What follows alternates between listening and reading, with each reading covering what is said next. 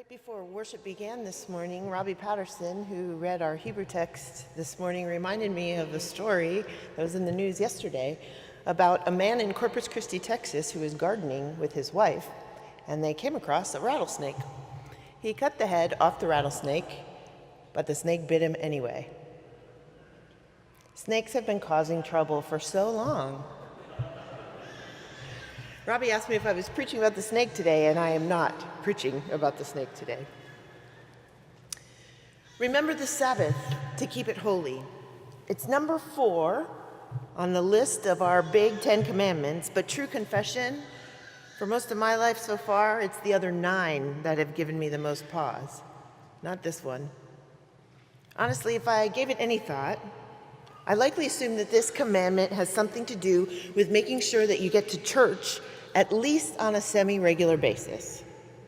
But as we heard from Reverend Keat last week, there's something important, essential even, about learning and living Sabbath. There's a reason instruction about Sabbath made the list of 10, and as much as I hate to say it, it probably has very little to do with regular church attendance.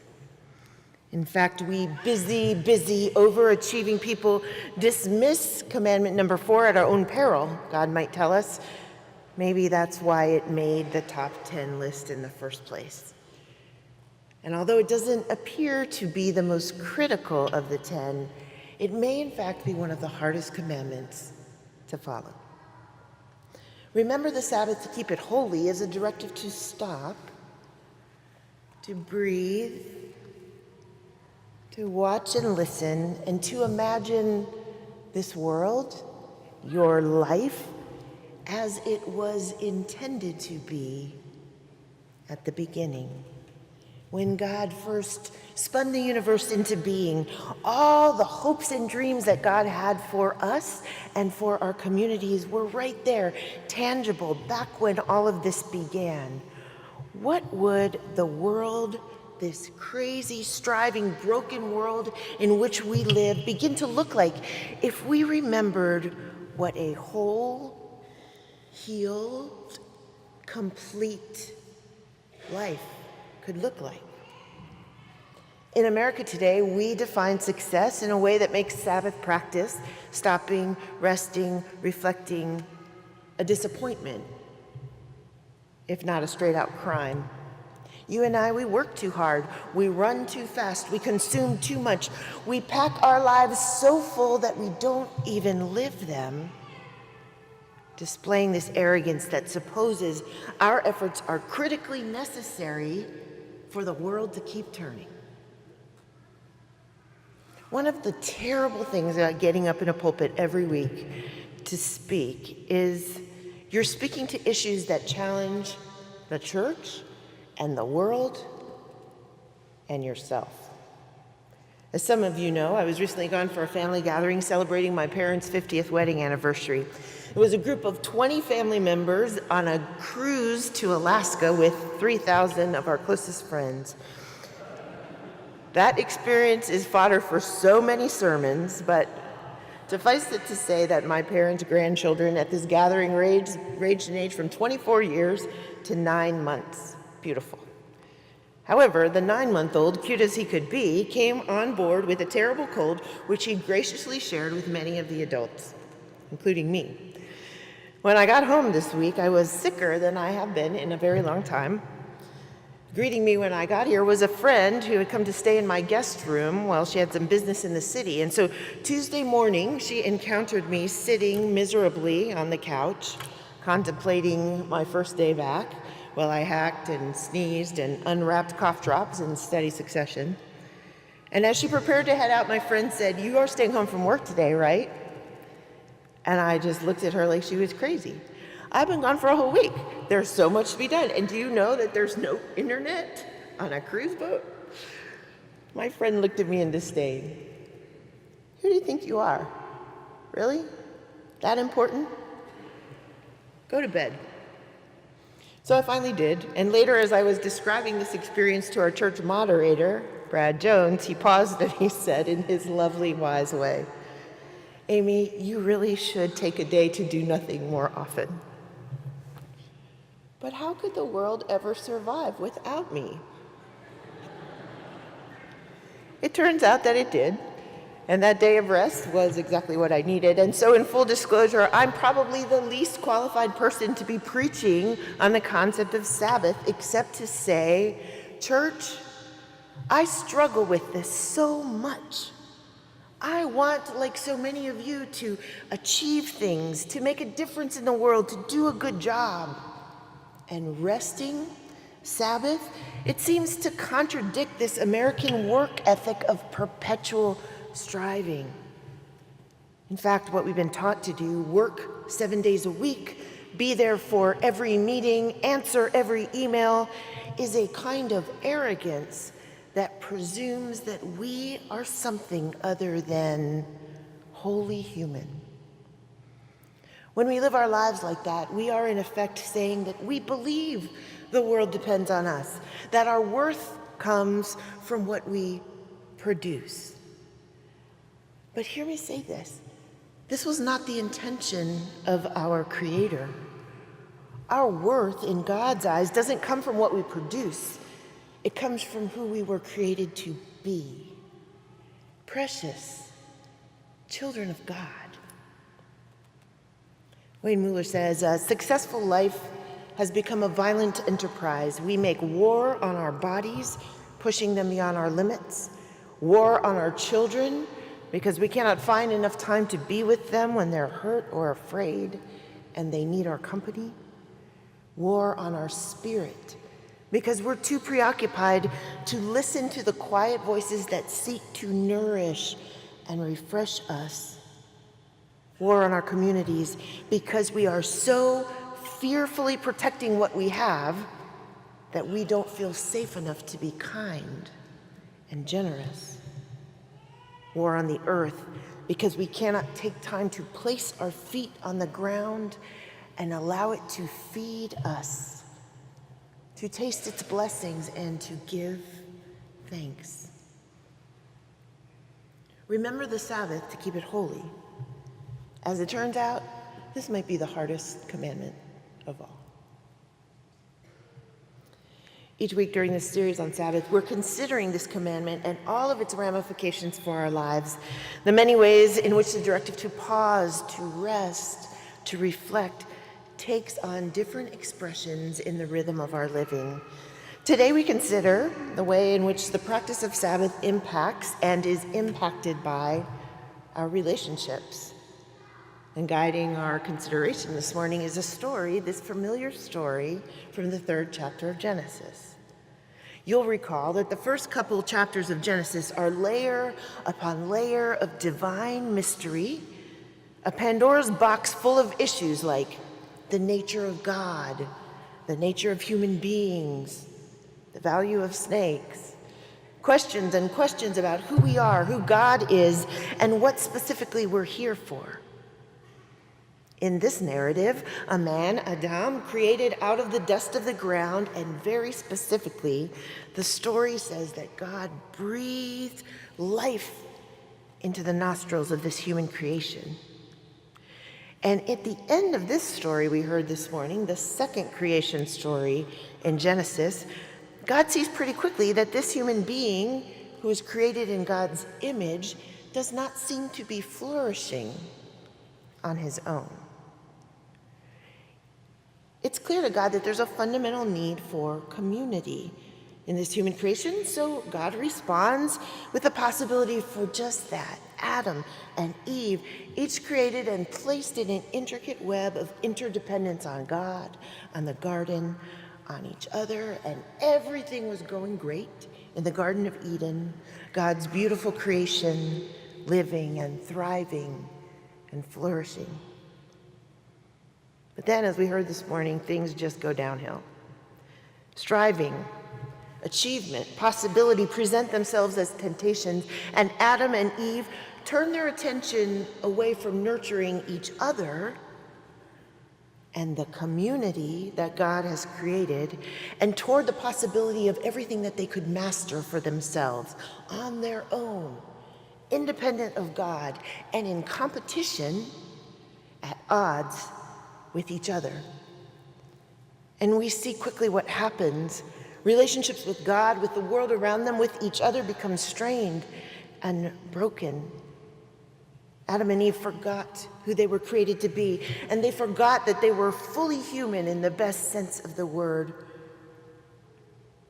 Only when their attention was turned toward loving and caring for relationships that sustain them and the world around them. We don't tell this story as a history lesson, of course. It's told to remind us what it means to be human in the world, and that is necessarily grounded in relationship. We require relationship to flourish because that's how we were created. In the image of God, reflections of the divine, meant not to live in isolation, but as part of this gracious web of interdependence. Centuries of philosophers and theologians have expressed this idea, from Augustine, who said, "You have made us for yourself, and our hearts are restless until they find their rest in you," to mathematician, philosopher Blaise Pascal, who hypothesized that humans were created with a space inside of us designed to be filled by God, with echoes of that holy relationship lived out in relationships which we build in our lives. This is the deep truth of the creation story. I can recognize God in you. You can recognize God in me. This is how we were created to be. And it's not a luxury, it's a critical necessity. This week has been a very hard one in the news, with 2 prominent figures dying by suicide. The pain that Kate Spade and Anthony Bourdain must have suffered is not as uncommon as all of our shiny representations to the world might suggest. You read the articles this week. Statistics show that suicides in America have increased more than 25% since 1999, and that private pain that results in death by suicide is compounded by isolation. In other words, our networks of relationships are more than luxuries or lifestyle choices. Relationships can literally mean the difference between life and death. But the world in which we live does not reward the tools and the activities that build and nurture relationships. Why? Because relationships are not accomplishments or achievements like most of what we value. We can't really choose and manufacture and orchestrate healthy relationships. Instead, we have to live them through investment of time and intention, with the offering to the risky enterprise of sharing our lives. And Sabbath? Sabbath is this critical practice in building and nurturing life-giving relationships, intentional time away from the frantic work of acquisition and achievement, time devoted to listening and sharing and affirming and being. Time building relationships that tie us to each other and offer us connection that can be the lifeline that saves us. As many of you know, I traveled to Israel early this year as a part of a female delegation of clergy traveling for the purpose of meeting with women, both in Israeli and Palestinian communities, women working for peace. I worked with fellow clergy, my rabbi colleagues in the city, to plan the trip. And one Friday night in Israel, we attended services at a local shul. It was a group of devout Jews who gathered to mark Shabbat every Friday night. After the Shabbat service, the rabbi invited us, our whole group of 10, to her home for dinner. We gathered in her apartment's great room at a very long table, about 15 of us around the table, and the rabbi and her husband lit the candles and began the weekly ritual of the Shabbat meal. Of course, my rabbi colleagues were familiar with the experience, but those of us from the Christian tradition were experiencing something mostly new. The rabbi lit the candles and began the blessings for Shabbat, and I was a curious, somewhat removed observer until the rabbi lit the candles and she and her husband got up from the table and began a ritual of blessing. Together, they went down the table first to their oldest daughter. She was about 10. They laid their hands on her head and they recited a blessing in unison.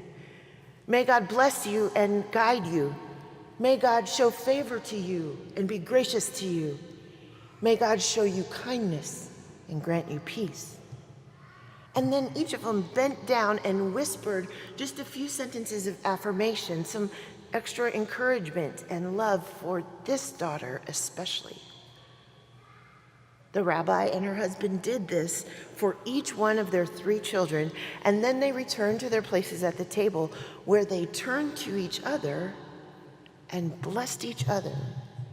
Holiness walks with you, my beloved. Your face glows, your eyes shine, and beauty surrounds you. You sparkle with joy and hope. Let the glory of heaven light your path. May you know God's blessing and God's shelter. Beautiful. These were private moments, but shared with all of us who were gathered at the table that evening, and none of us was unaffected by witnessing those moments of blessing.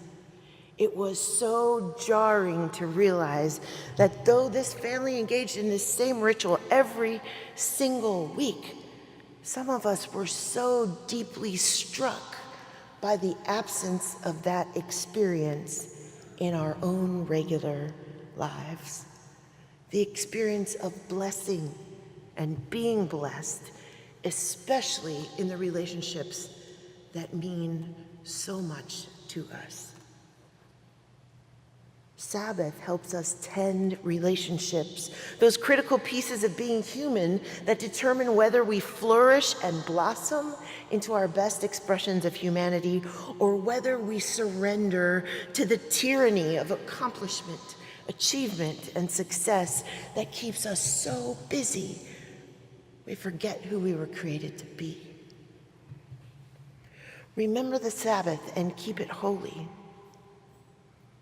filled with a conscious remembering of all that we are created to be, not alone, but together, and holding each other in the precious embrace of a life-giving relationship. And so on this Sabbath, receive this blessing. May the Lord bless you and keep you. May God's light shine on your path. May you remember that you are a beloved child of God. As you practice your Sabbath today, bless someone you love so that we remember that we hold each other in the precious gift of life-giving relationship. May it be so. Amen.